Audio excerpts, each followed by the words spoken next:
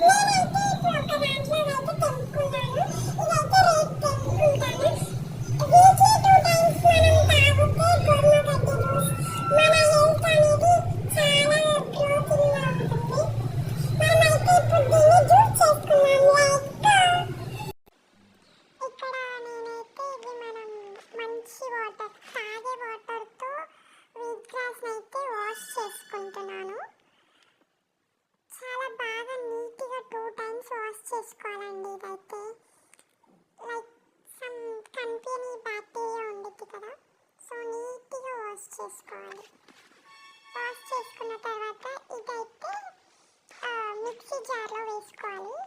మొత్తం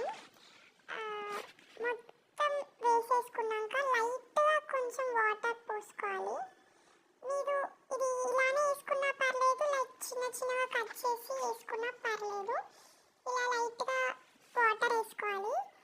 ఫస్ట్ లైట్గా వేసుకొని మిక్సీలో వేసేయాలి.